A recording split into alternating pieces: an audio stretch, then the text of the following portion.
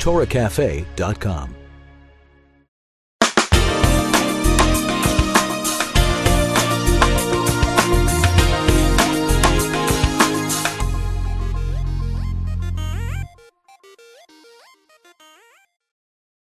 I'm going to begin with an assumption that everybody here does mitzvahs.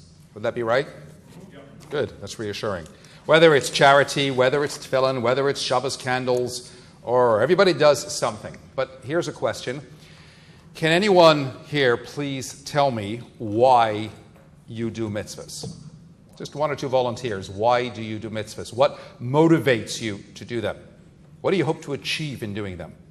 I suggest to you, as has just been demonstrated, that without chasidus, nobody really appreciates what they're doing and why they're doing it, whatever that may be, whether it is the fulfillment of mitzvahs, which we do on a daily basis, whether it is prayer, whether it is Torah learning, and so on and so forth. Yes, so you can give me a view as you will have just done and tell me that we do these things just because, or we do these things because that's what God wants me to do. And you know what? You would be right. To be sure, that was the party line. That was the kind of acceptable norm. That's why people did mitzvahs. That's why people might still do mitzvahs. There is only one problem, and that is simply this. We do, over the generations, tend to become spiritually weakened, if you will, and that in turn runs all sorts of risks. We may not be as inclined to do things just because we're told that that's what God wants us to do. By way of analogy, as a child, when your mother or father told you to do something, you did it on account of 4 simple words. Anyone know what they are? Because I said so, right? But when you got that little bit older and felt that you suddenly had an opinion of your own, well, those same 4 words didn't always work as well. So, in a very similar context, maybe there are those who are spiritually inclined or emotionally inclined to do things because God says so. But at the core, it still begs the question, and what happens if somebody starts to lose a little bit of that appeal or develops a little bit of an opinion of their own? I mean, if you think of Sinai as the central magnet, the more that we pull away from the magnet, the more distant we become from the magnet, then it's an inevitable fact that as you progress through the ages, the less the magnet draws you in. The less inclined you will be to do things just because somebody said so.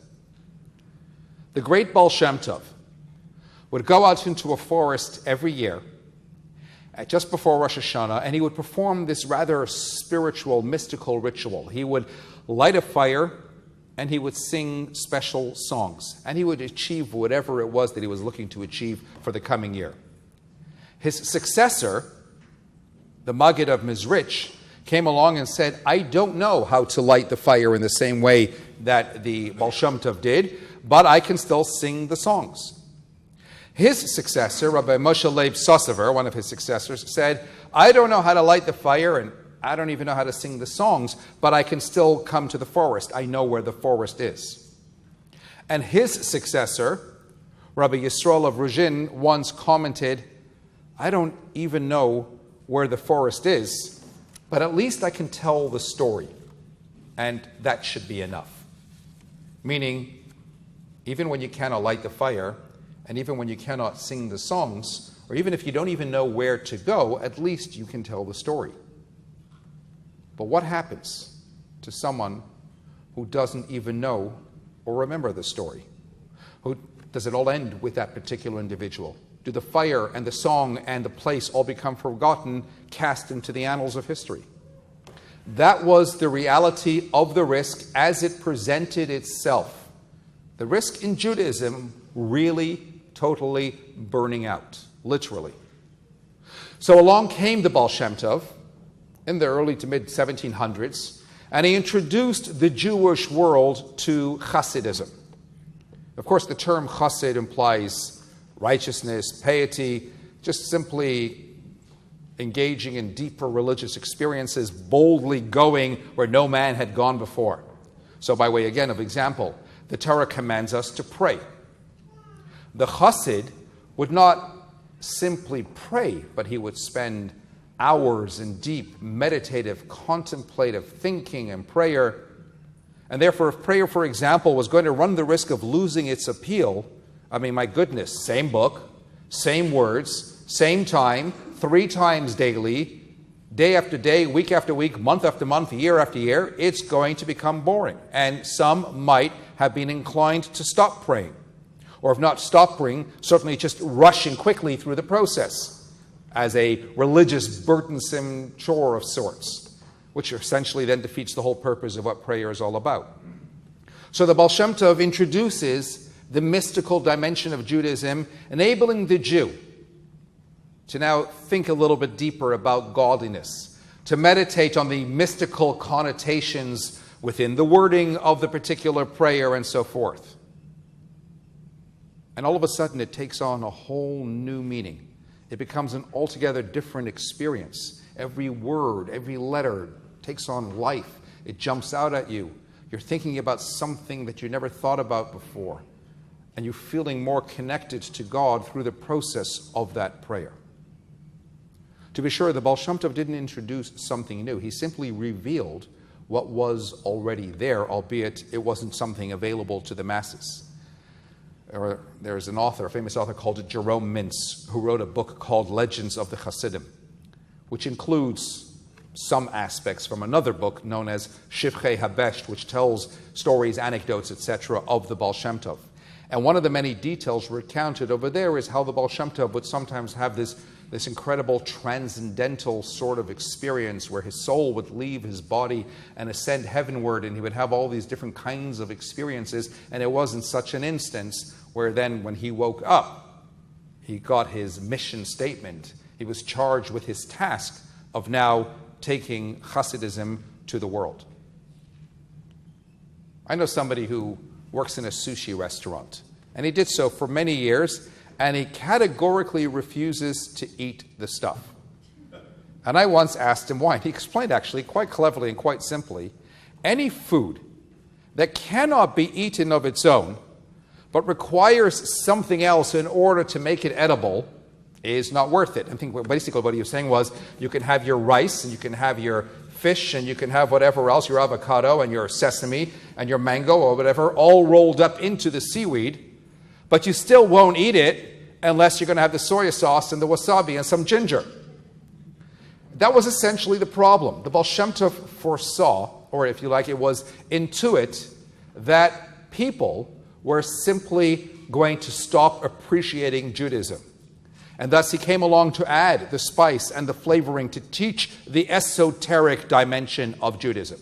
Again, he didn't necessarily teach the very texts themselves. At the earliest point, that was only accessible to the spiritual giants. But he certainly took the concepts and he made them accessible to the masses, sometimes just simply by way of story, by way of anecdote. And movements emerged from this, picked up on this, and continued to perpetuate this till present day. That is Chasidism. Now, as you can appreciate, that certainly gave way to a lot of opposition, mostly from mainstream Jewry or Lithuanian Jewry or official Judaism, as historians dubbed it. There were those who argued, hey, you know what, we have enough of our own that we have to deal with over here. We have basic halacha and so on and so forth that I have to deal with in the general context of my overall religious observance and study. Don't start bringing in something new. I'm still struggling to familiarize myself with the basics. Standard, halacha, Mishnah, Talmud, or whatever. You do what you have to do. Yes, of course, you pray 3 times a day, certainly with proper intent. But don't spend unnecessary or don't waste time unnecessarily in prayer when that's going to take away from your Torah learning. Moreover, they argued it's something that we have survived thousands of years without. So if I didn't need it then, I don't need it now either. And there are many of those who will argue that same point today as well. What is it they say? How many Jews does it take to change a light bulb? Change? God forbid. The flaw in the argument is simple and twofold. First, Chasidism is not separate from halacha, from Jewish law. It's part and parcel of halacha. It is, in the words of Rav Moshe Cordovero, a renowned mystic, to observe the mystical dimension without the practical halacha is like walking, looking up at the stars and ignoring the holes beneath your feet. But, the argument goes, inasmuch as you cannot have Chasidus or Chasidism without basic Jewish law and all the intricacies of general Jewish observance, you cannot have a life of general Jewish observance without Chasidism either. You can, but it'll be somewhat problematic. The world around us today readily attests to how many have lost their spirit of Judaism, just stuck in the letter of the law. You can be punctilious in your observance, but without the spirit, the letter dries out. So it's not as if people are going to start getting all mystical at the expense of Torah and of halacha. It's not as if people are going to suddenly stop learning Mishnah and Talmud and just bask entirely in the more spiritual and sublime dimension of Judaism. Sure, maybe the Lithuanian Jew would spend every waking minute learning Talmud, and the Hasidic Jew might take out a little bit of that time to allocate toward Hasidic study. But the two are not mutually exclusive. And the Hasidic Jew will argue that his Talmudic learning, just like his prayer and his overall observance, takes on an altogether different meaning on account of his added mystical Hasidic appreciation and dimension. Of course, the other flaw in the argument is like, well, any other facet of our existence. We don't rest on our laurels and advancements of our ancestors. With technology and with medicine, with each passing generation, we look to advance, we seek to, and we further explore to discover more, and that's the way it is in Hasidism as well. The famous analogy of the musician who's playing the violin, and people are drawn by the music. They're enraptured, they edge ever closer, and soon they're completely caught up in it such that they start dancing to the melody with so much fervor. And then a deaf man walks into the room and he sees a bunch of people jumping about with one man standing up at the front gesticulating with some instrument in his hand, and he thinks that they are all totally mad. Only, of course, they're not mad, are they? He is sadly deaf to the reality of the music. Chasidism is the music of the soul. To oppose it is to be deaf to its inherent melody and the notes it can play in our lives. Rabbi Levi Yitzchak of Berditchev was a great 18th century spiritual giant. And sometime soon after he got married, as was quite commonplace in those days, he said that he was going to go off and study by the Maggid of Mizrich. And this, of course, was opposed by his father-in-law, who was somewhat of an opponent of Hasidism. He said, where do you have to go there for? And he wanted to go away for a year. They compromised on 6 months. He was gone. He came back, and after that period of time, so his father-in-law looks to him and asks somewhat mockingly, "Nu, so what did you learn?" He says, "Well, I now know that God exists." He says, "Gewalt, you went away all that time, you left your new wife just to come back and tell me that?" He calls over the maid, "Gronya!" She comes over and he says, "Gronya, tell me, you like vodka?" She says, "I love vodka." And where does vodka come from? It comes from grain. Where does grain come from? It comes from the ground. And where does the ground come from? And she says, where does the ground come from? It comes from God. He says, "You see, she also says that God exists. And you had to go away for 6 months?" And he says, No. He looked to his father and says, "You don't understand. She says God exists. I now know that God exists."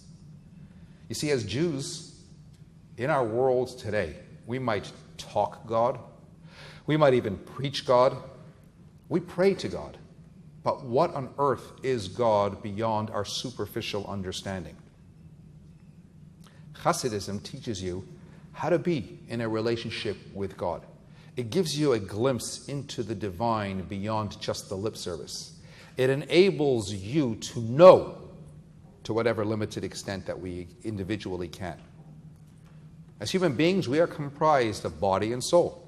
The body cannot exist without the soul, just as the soul remains wholly ineffective without the body. The two are interdependent and need to coexist. Both the candle and the wick need each other if they're going to be able to produce the necessary flame and light up its surrounds. And therefore, in the same vein, we have the exoteric dimension of Judaism, Yes, the rituals and the rigmaroles that we go through. And then there is the chasidism, which gives us access into the esoteric dimension of Judaism, the deeper why and what for, which educates us in how to lead a more fulfilling life as a Jew. So now let's illustrate, coming back to the opening question about the fulfillment of a mitzvah. A mitzvah is the ultimate expression of how Judaism views religion. The word we typically translate, right, to mean commandment. But it also comes from the root word tzavta, which means to connect. As with any relationship, when you forego your own will for the sake of another, well, that's integral to the relationship, to establishing a bond. And so it is as well in regards to our relationship. Through observing divine commandments, I'm not doing what I want to do, but I'm doing what God wants me to do, then I'm establishing a connection with God. Moreover, the mitzvot govern every dimension of our lives, which means effectively that it enables us to bring God into every part of the human experience. So I eat a kosher breakfast in the morning, and I go for a quick prayer before sleep. And in that sense, mitzvahs provide me an opportunity to maintain an ongoing connection and relationship with God beyond the confines of just a synagogue and not limited to just the awe-inspiring high holidays. But that's as far as you're going to get in the exoteric dimension. And for some, it works. For many, it doesn't. So Chasidism comes along and ponders this relationship with God.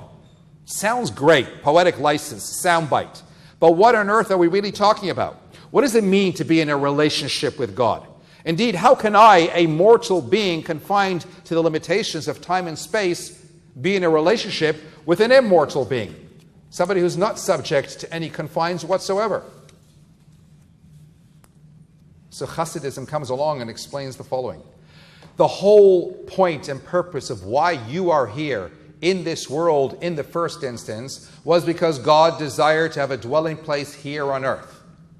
But in order for him to be able to feel at home in a material world, there needs to be a process of transformation from the material to the spiritual. That is to say, as Chasidism puts it, God created the world by turning the spiritual into material, into physical. Our objective is to engage with the physical and elevate it back into something spiritual. How do we do that? Through the fulfillment of mitzvahs. You know, Marvin and Sadie, they were well into their 80s and they were in robust health. And the latter part of their lives was elongated in particular on account of Sadie's conscientious cooking, making sure that they were always only ever eating healthy. But even that couldn't save them when they were celebrating their 60th wedding anniversary on a ship, which sadly sunk. And they suddenly find themselves standing before this great palatial home up in heaven. And Marvin is looking, saying, "What is this place?" And a voice comes out and says, "This is your reward for all the good you did on earth." He says, "Great, well, what's going to cost me a fortune? How am I going to pay the mortgage in this place?" And the voice said, "It's not going to cost you anything. It's reward for all the good that you did. Please feel free to go inside." So he goes inside and he takes in the scene. Maids, servants, all the extra. He goes, so that's the catch. The upkeep is going to cost me a fortune. And the voice says, no, it's your reward for all the good you did in this earth. So he starts to climb up the spiral stairway and he looks out the window and he sees this most magnificent golf course. And again, he thinks, so that's what's going to cost me, playing over there. And again, the voice says, no, you can tee off there anytime you want, 24/7, well, except for Shabbos. You can go and play as often as you want on that golf course. And later, he and his wife are going for a walk outside and they come to the clubhouse and they walk inside and they see the most magnificent foods and all the delicacies. And he says, that's the catch. It's going to cost me a fortune to eat. And the voice again says, no, it's all yours. Reward for all the good that you did. You can eat and indulge as much as you want. And he says, what? I don't have to worry about my blood sugar levels. I don't have to worry about my cholesterol. I don't have to worry about all the fat in the food. I said, no, it's all yours. Nothing to worry about. Just enjoy for all of eternity. At which point Marvin is glancing with rage in his eyes across the room towards his wife, Sadie. And she looks at him and she says, what? What is it? He says, If it wasn't for you and your stupid bran muffins, we could have been up here 10 years ago. And the moral of the story is simple. Our objective in life is not to escape into heaven. Our purpose is to bring heaven down to earth.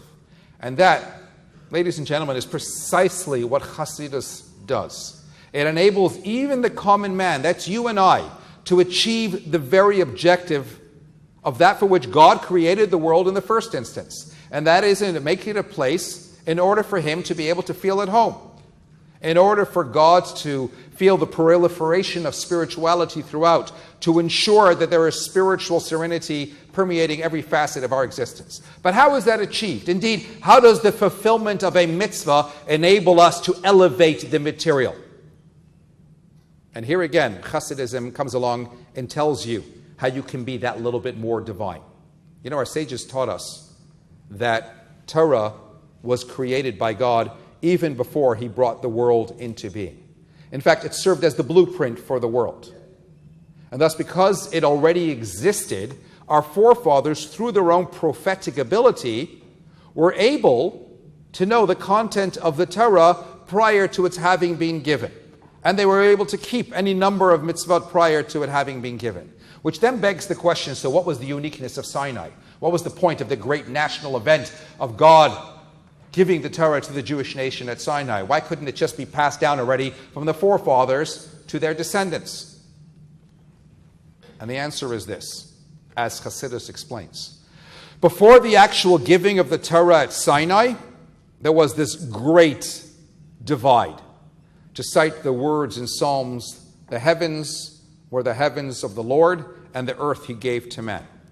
And there was this upper spiritual realm, and then there was this lowlier terrestrial realm, and never the twain shall meet. And then came the giving of the Torah, where God nullified, if you will, that earlier decree and said, the lower realms shall rise to the higher realms, and the higher realms shall lower themselves to the lower realms. And there was this great infusion, there was this great fusion between heaven and earth that took place at the giving of the Torah. The gap was filled. And now all of a sudden, you had the opportunity, if we can bring heaven down to earth, it was through the power of the mitzvah, as contained within the Torah, that we have that very real ability to achieve this objective. In practical terms, by virtue of God commanding us to put on tefillin, these black boxes and leather straps suddenly become holy. Suddenly, they have unique spiritual energy and powers. Because God said to shake the lulav, then this simple palm branch suddenly becomes imbued with sacredness. That was the uniqueness of Sinai. That is the power of a mitzvah. Prior to that, Abraham, he could have taken the black boxes and he could have put them on exactly as the Torah prescribed. But because it wasn't a mitzvah, because it had not been formally commanded, just something he was aware of through his own prophetic ability, it would not have achieved anything. It would have been a meaningless gesture. The boxes would have been little more than black painted pieces of animal hide. Only after the Torah is formally given and everything is commanded by God do the actions that we do assume a sanctity, and the material objects which we exploit for those actions then become sanctified. The material becomes transformed into the spiritual. And just to prove the point, Hasidus makes a simple observation. If Abraham really kept all of the Torah prior to his having been given, which means he also kept all the practical commandments, then why didn't he circumcise himself until God told him to do so at the age of 99? You knew it already beforehand, so just do it. And again, the answer is one and the same. It would have been nothing more than a meaningless gesture and a blemish on his skin, until such point as God had to command him to do so. And when God commands him, then it becomes a mitzvah. It's a commandment and a connection, whereby now when he's fulfilling, he's elevating himself and his body in the process. So here I am, a 21st century Jew, I find Jewish life boring. It's archaic. Why do I need to do this? What is the significance? Just because God says so? Comes along Chasidism and focuses my mind on the real value of every mitzvah, teaching me how every deed is of great cosmic significance, serving as a bridge between creator and creation. So when the question is asked, Rabbi Telushkin mentioned this last night, somebody will turn around and say, I don't keep Shabbos, I don't keep kosher. You should have seen where I just came from and you have no idea where I'm about to go. So what's the point of stopping me on the street right here and now and asking me to put on tefillin? And yet when we consider what I just said, how each deed achieves such great objective, then every single mitzvah is taken independently as something unique and extraordinary and is of infinite value in and of itself. The value of every single mitzvah doesn't become diminished even if a person is otherwise not committed to any kind of observant lifestyle. So that's all just by way of introduction. Now let's consider the reality, modern era. We talk about, let's play a game of word association. With word association, it is believed that it can reveal some of your subconscious thinking. It shows the things that you typically associate with the word that I put out there. So in order for me to better understand your perception of Chasidism or certain Chasidim, I'm going to throw out a couple of words at you, and I want you to throw out at me maybe the first word that comes to your mind. So let's start. Just yell it out. Chasid. Kindness. Okay. Satmar. Chassid. No, you can't do that. I said that already. Sorry? Something. Come on, quick. You're thinking. You're not allowed to think. Severe. Okay. Chabad. Loving. Okay. Kapota. Sorry? Rabbi. Okay. Breslov. Dance. Black hat. Serious. Natori Karta. That's okay. Say it again, please. Okay, that works. Hasidic woman. Beautiful. Okay.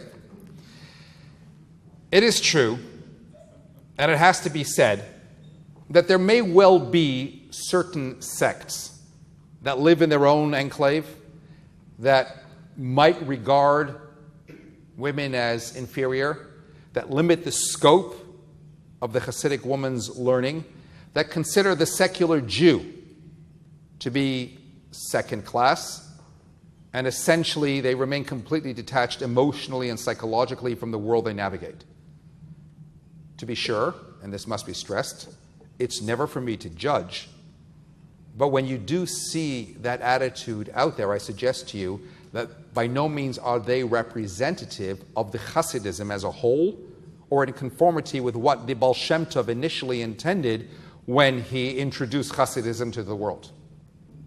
But still, such attitudes do inevitably make some of these sects a source of strife because of the apparent extremist attitudes, propagandistic energy, and intolerance. Here's a fascinating piece of historical information. Where does radical Judaism come from? Most people will not be aware of this, but there was a psak din, a Jewish court ruling in Michalovce, Hungary in 1864, where a broad range of laws were suddenly passed. There were elements within the Jewish Orthodox community that came together, and they said things like, from here on in, one is forbidden to enter any synagogue where the sermon is going to be in German or other foreign language instead of traditional Yiddish. Even if that means that you're otherwise going to have to pray and you have nowhere else to pray and you're going to have to pray at home. Better you pray at home than you go into such a synagogue. Another one was something along the lines of a chuppah must, under all circumstances, take place in the open sky outdoors, and any other chuppah is invalid. This and more is precisely that which gave way to what might be described, and I say this unabashedly, radical orthodoxy. In simple terms, if you want to know today where B'nai Brak or Mea Sha'arim come from, You could most likely trace its roots back to 1864. And yes, in the process, they dragged numerous Hasidic movements along with them, with that mindset, with that psyche. And that gave way to even radicalism within a lot of the mainstream Hasidic sects. And I will reiterate again, that is by no means representative of what the Baal Shem Tov, the founder of Chasidism, ever intended. That's not what Chasidism is all about. He himself, on the one hand, of course, was a great mystic, which might imply exclusivity. In other words, mysticism was traditionally a closed group available only to the great mystics. On the other hand, he was a Baal Shem, which implies a healer, someone looking to bring healing to the masses. So what the Baal Shem Tov represents, therefore, was bringing healing to the masses through the mystical dimension. That's what he intended Hasidism to be. The fact that certain sects don't reflect that should not be interpreted to mean that Hasidism is not relevant in the 21st century. It's more a reflection on some who may have lost focus of what it was always intended to be. So let's consider, what is the genuine Hasidic attitude to the Jewish woman? Now here's a little eye-opener for you. In mainstream Judaism, which otherwise was previously known as Lithuanian Jewry, there always existed the concept of the lomdim. Lomdim, by definition, refers to the many who would go away for great lengths of time, months, even maybe years, to sit away from their families, to sit and study, whilst the wife remained at home providing for her children. The Gaon of Vilna praises his sons as heroes for going away for great lengths of time. And the end result, of course, is that the woman had little or no opportunity to study. All historians agree with this fact. Some even go so far as to suggest that it therefore also impacted negatively on their young children as well, because if you don't have it within you, how can you pass it on to the next generation? Did that concept exist amongst Hasidism as well? That's already a matter of debate. Some historians insist that not. Others say yes, certainly so. And we do see an illustration of that in that story I told you before of rabbi Yitzchak of Barditchev. But one thing is for certain. They did have more access to the tracts. They had more access to the Hasidic leader. So there was more access, if you like, to the overall spirituality. But here's a news flash for you. It was Hasidism which opened the doors for the traditional Jewish woman to be able to be properly educated. Sarah Schneer was a woman of Hasidic descent. And in her own way, not too dissimilar to the Baal Shem Tov, she saw the pending risks of her own. If we don't educate women, then they're going to seek out their education elsewhere, in mainstream schools, and then we would risk them falling out of the fold altogether. So what did she do? She founded what was then the only ever, and now the world famous, Beis Yaakov movement, an all-girls school. Could you imagine the intense opposition that she will have encountered? You're educating women in mainstream schools, giving them mainstream Jewish education. But it was the Gerer sect, the Hasidic movement originating from Poland, that took up her cause, that promoted it to what became a movement with over 300 schools around the world. The only other noted exception was the previous Lubavitcher Rebbe, who also opened girls' schools and arguably went one revolutionary step further in Russia, because he made the Hasidic teachings also accessible to the girls as well. And even more so, in the mainstream Lithuanian Jewish world, it was unheard of to lecture to women. Rabbis, Rosh Yeshiva, etc., they would lecture to all male audiences. If the husband wants to go home and make that his table talk, that's his business. The one noted exception was the Chafetz Chaim, who delivered a discourse to an all-female audience in the mid-1920s. But apart from that, again, it was the previous Lubavitcher Rebbe, Chasidism, who revolutionized that as well. Today it's commonplace. Today you have women's education. Today you have women's lectures. Today women have equal access into the mainstream of Jewish learning. It has become the acceptable norm throughout Orthodoxy as a whole, but it's worthwhile remembering where it in fact originated from. In fact, some of the modern methodology that we have today when it comes to education originates from chasidism. Rabbi Kalman Shapiro, again, more than, whatever it was, over 100 years ago, wrote a text, again, a Hasidic rabbi, where he discusses against corporal punishment and the negative effects of taking too strong a disciplinary approach towards children who might portray negative habits. And like Hasidism in general, which is so focused on nurturing the negative and turning it into something positive, he writes in great detail about how you can take every negative trait in a child and nurture it in some sort of positive way. 21st century is now in mainstream schools catching up with that idea. He says you could take stubbornness, which might be, in the first instance, a negative attribute. But don't stifle the child. Don't squelch the negative. Somehow turn that stubbornness in some kind of positive direction. Let this stubbornness be for pursuit of the things that the child should be doing. I want to just take 3 minutes, maybe 4, to elaborate that little bit more about how Hasidism sees the role of the Jewish woman today. Let's be clear. For generations, women were chattel and discriminated against throughout all of civilization. Today, there's equal access to education, to employment, professional opportunities. There's equal pay in the workplace, equal standing on numerous levels all over society. But that doesn't change our reality. We are built physically different. Our brains are wired differently. Our emotive responses react differently. And the hard fact is, as Hasidism points out, our souls are fundamentally different as well. Male and female, he created them, says the verse.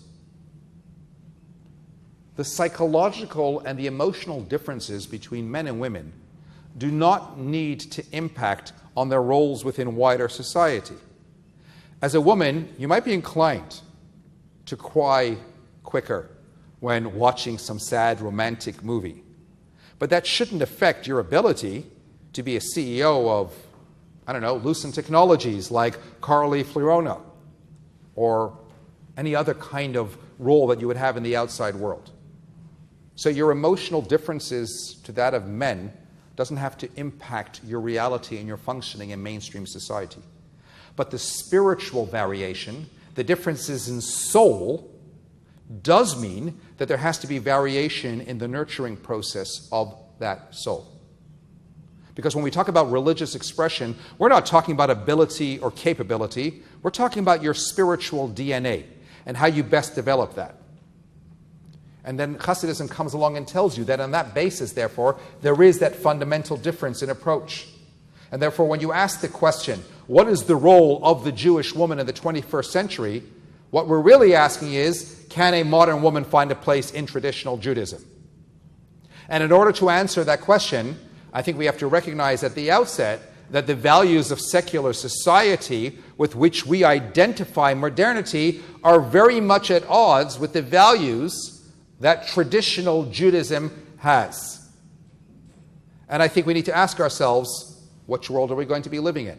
Are we going to be modern Jews or Jews who happen to be modern? That's the Hasidic approach.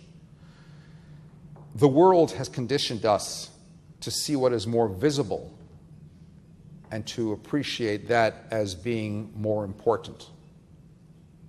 The concept of feminism is forgetting the very real differences and the very real goals, just assuming that what men are doing is more important because it's more visible, more overt. And that we can do it too, without taking into account the distinctions. And Hasidism goes out of its way to overemphasize the fact that it's not just in the realm of working, it's in the realm of being. That is to say that we have a mission in life as human beings. And every single one of us individually has something unique to give to this world. Just as no two faces are the same and no two thinking processes are the same, so too no two souls are the same. And in terms of categories, men and women are distinct categories. They give different things to the world. Nowhere is that more evident in Jewish life and living. For some, Judaism is defined by coming to shul.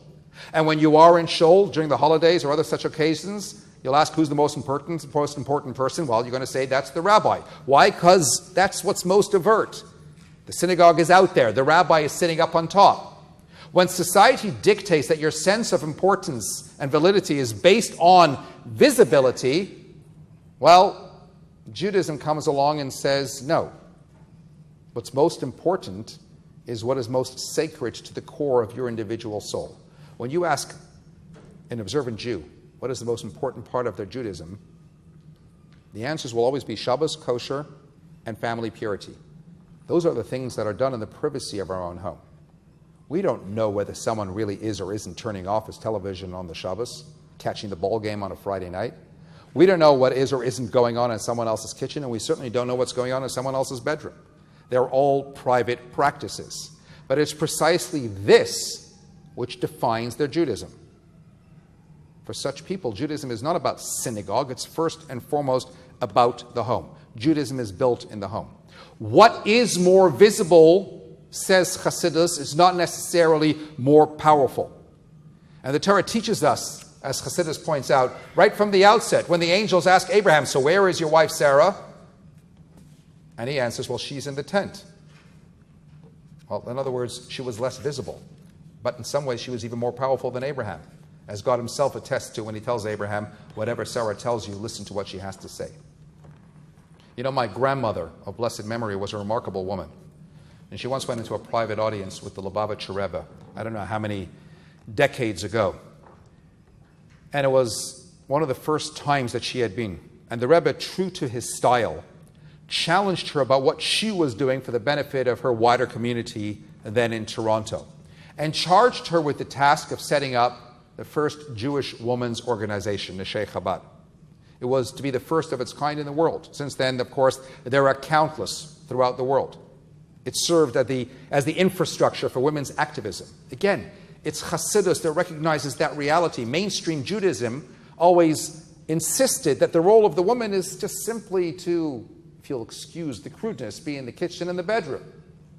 And Hasidus came along, and as we see all the more so in the last century, and all the more so in this century, and says, no, the woman's role is as much to be out there as the man. She too should be equally educated. She too should share in all of the teachings. She too should set up networks and organizations and look to reach out and attract and appeal to other women as well.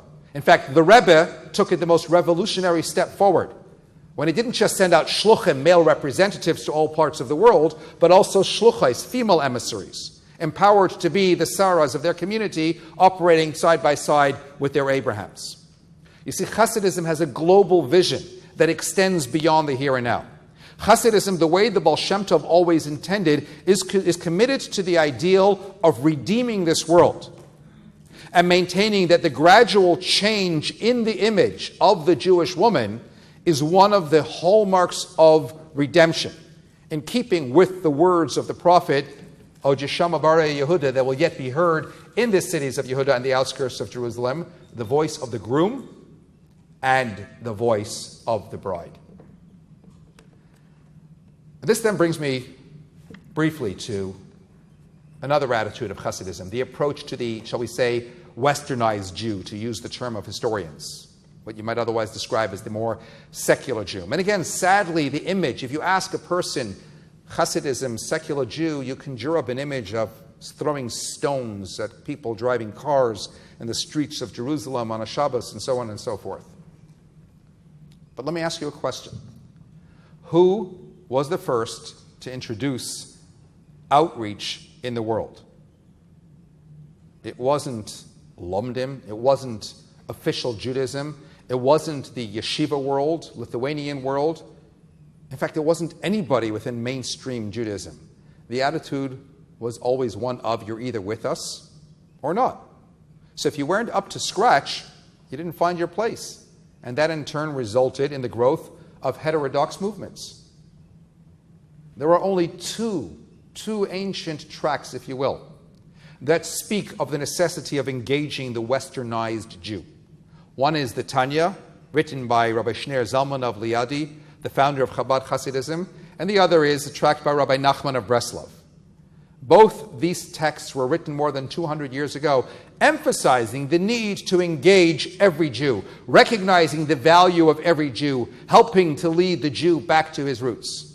Again, It was something that was demonstrated by the Baal Shem Tov in the way that he himself engaged with and spent an extraordinary amount of time with the simple folk. In fact, one historian described quite intriguingly a difference in attitude between various sects. He used a very cute analogy. He said, in the Talmud it talks about the idea of a chassid schochet. That is to say, you're walking along and there's a woman drowning in the water. So you turn around and you say, I'm a religious Jew, I can't touch a woman. I'm a chassid. So you're a chassid, but you're a chassid schochet, you're a fool. There's a woman drowning, you've got to help her, you've got to save her. So using that analogy in the context of a Jew drowning in the tides of assimilation, he wrote, and this is his words, not mine, the Satmar would allow him to drown. The Lubavitcher would jump right in to save him. And then he said, and the Kloisenberger would throw him a rope. I'm not, God forbid, looking to be disparaging of anyone. And I think it's fair to say that today many have come a longer way.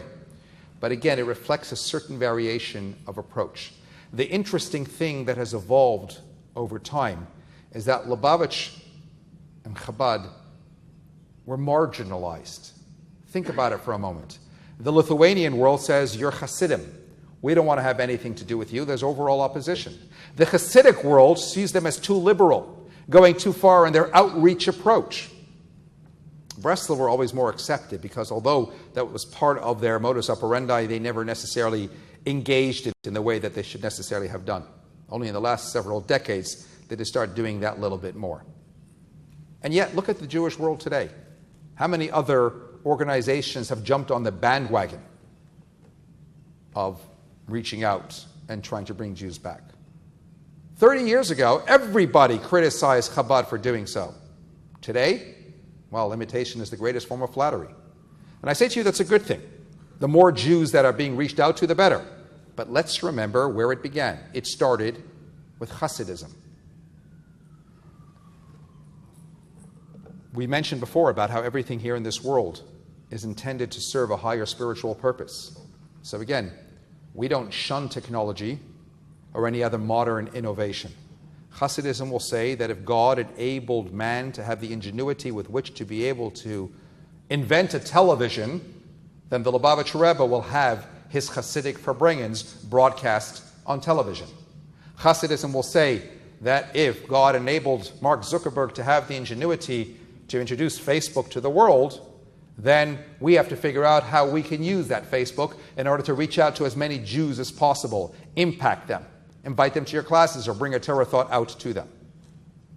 Somebody once asked a question of the previous Lubavitcher Rebbe, who was the first to send out, if you will, shluchim, messengers, emissaries to different parts. And he said, aren't you taking a risk?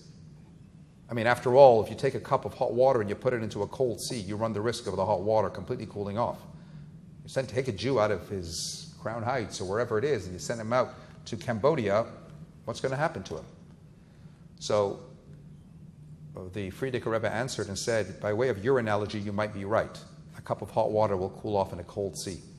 But if the hot water is coming from the mains, then it remains always hot because it's continuously flowing directly from the mains.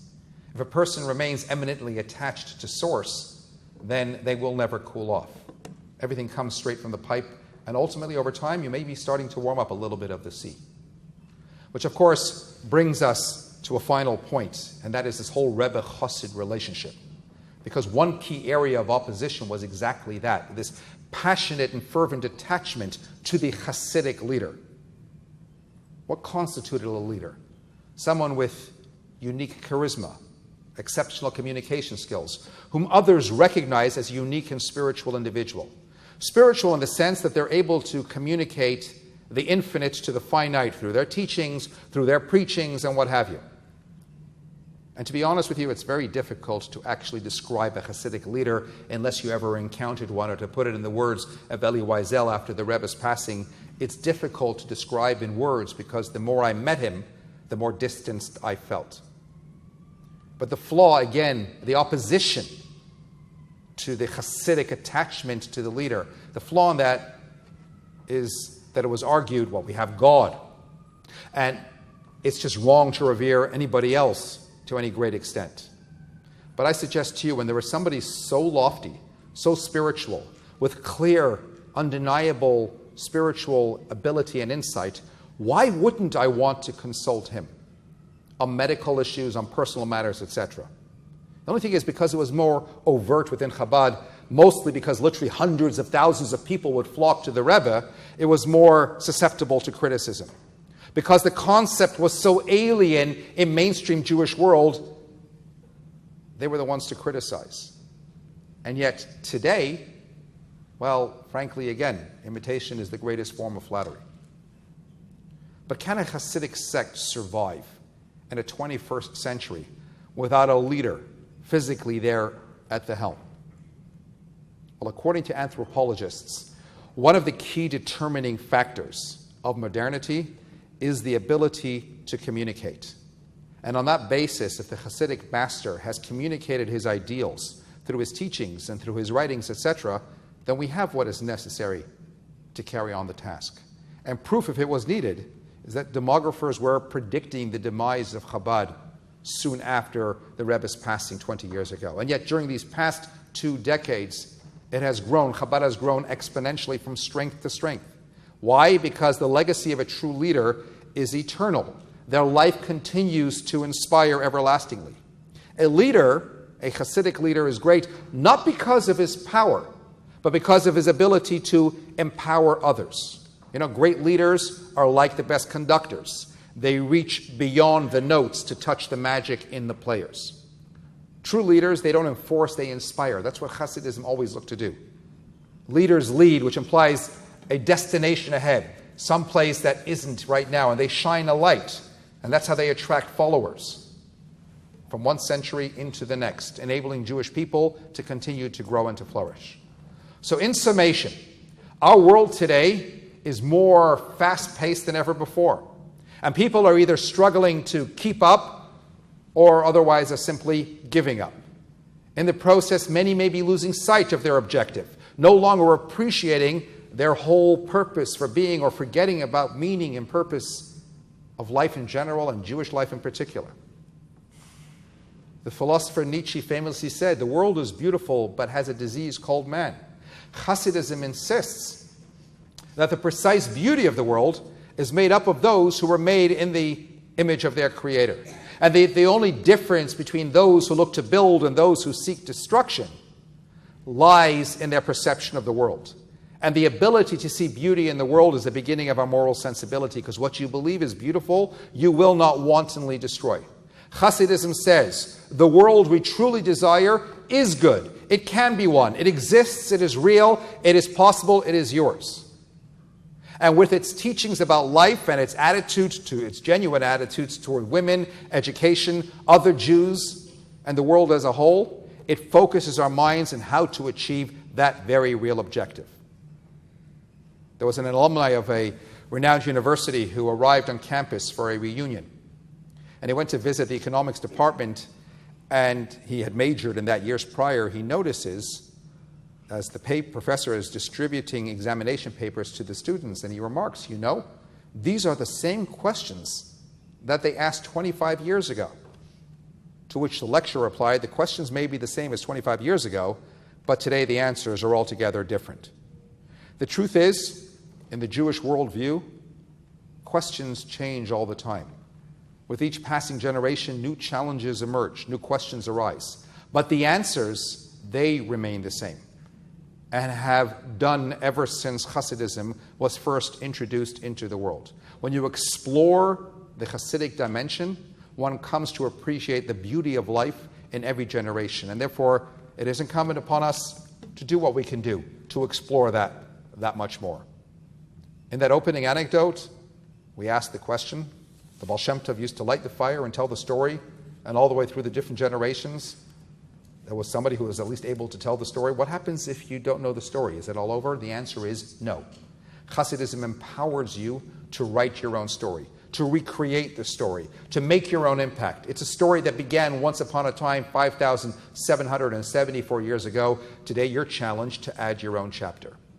And when the Baal Shem Tov had one of those transcendental experiences, and he met with Mashiach himself, he asked him, "Moshe Ka'asimar, when will you come at long last?" And Mashiach replied, "Lichashiyafutsu maynosecha chutza," when you will spread your well springs outward. by definition, when you will encourage more to engage in Hasidic study, to find lasting purpose and true meaning in everything that they do in the kaleidoscope of Jewish experience, that's what will transform this world. That's what will bring Mashiach. If we all seek to explore more, then the chapter we write can be the epilogue of this book of exile. And we will then merit to step into a new world, which will be filled with the knowledge and the proliferation of Hasidic teaching, of mystical teaching of God, when we will all be Hasidim in every true sense. May we indeed merit this speedily.